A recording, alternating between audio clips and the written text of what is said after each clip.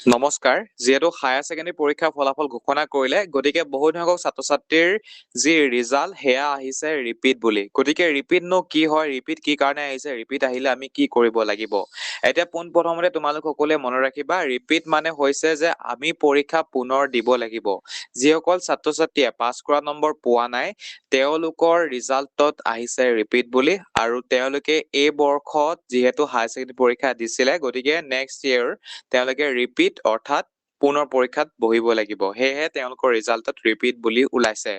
যদিহে তোমালোকে ভাবিছা যে মই পাছ কৰা নম্বৰ পাব লাগিছিলে বা মই বেছি নম্বৰ পাব লাগিছিলে, এয়া বৰ্ডৰহে ভুল, অৰ্থাৎ ৰিপিট তেওঁলোকে মিষ্টেকত দিছে। গতিকে তোমালোকে ৰিচেকিঙৰ জৰিয়তে নিজৰ মাৰ্কছটো শুধৰাব পাৰিবা। সেয়েহে তোমালোকে ৰিচেকিং প্ৰক্ৰিয়াৰ জৰিয়তে নিজৰ মাৰ্কছটো ইনক্ৰিজ কৰাব পাৰা। ঠিক আছে, যদিহে ভাবিছা যে পাছ কৰা নম্বৰ পাব লাগে বা বেছিকে নম্বৰ পাব লাগে, কিন্তু ৰিপিটেড যিটো মাৰ্কছ দিছে সেই মাৰ্কছটোত ভুল হয়, তেনেহ'লে তোমালোকে সেই মাৰ্কছটো বঢ়াবৰ কাৰণে ৰিচেকিং প্ৰক্ৰিয়া কৰিব পাৰা। বাকী যিসকল ছাত্ৰ-ছাত্ৰীয়ে নিজে গম পাইছা যে মই পাছ কৰা নম্বৰো লিখিত অহা নাই, তোমালোকে কি কৰিবা, নেক্সট ইয়েৰ কাৰণে ভালদৰে পঢ়া শুনা কৰা এতিয়াৰ পৰা, আজিৰে পৰা। যিহেতু আজি ফলাফল ঘোষণা কৰিছে, গতিকে আজিৰে পৰা তোমালোকে ভালদৰে পঢ়া শুনা কৰা।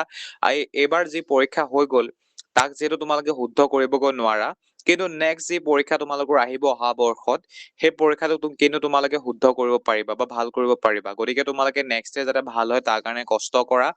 আৰু ছাত্ৰ-ছাত্ৰীসকল তোমালোকে মনত ৰাখিবা যে নিজৰ ওপৰত যদি বিশ্বাস ৰাখি আমি যিকোনো এটা কাম কৰোঁ, তেনেহ'লে আমি সেই কামটোত সফল হ'ব 100% পাৰোঁ।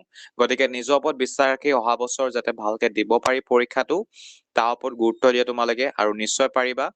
আৰু ছাত্ৰ-ছাত্ৰীসকল আমাৰ চেনেলটো নিশ্চয় ছাবস্ক্ৰাইব কৰি ল'বা, কাৰণ আমি দ্বাদশ শ্ৰেণীৰ কাৰণে ইম্পৰ্টেণ্ট ভিডিঅ' বনাই থাকোঁ। বহুতে নাজানা, গতিকে তোমালোকে ছাবস্ক্ৰাইব কৰি ল'বা। আৰু তোমালোকে নিশ্চয় যদি আমি দিয়া বস্তুসমূহ চোৱা ভালকে, তেনেহ'লে নিশ্চয় তোমালোকে পাছ কৰি যাবা হায়াৰ ছেকেণ্ডেৰী পৰীক্ষাত। গতিকে মোৰ ভইচ ড্ৰাইভিং ইমানতে সমাপ্ত কৰিছোঁ। ভিডিঅ'টো চোৱাৰ কাৰণে তোমালোকক ধন্যবাদ।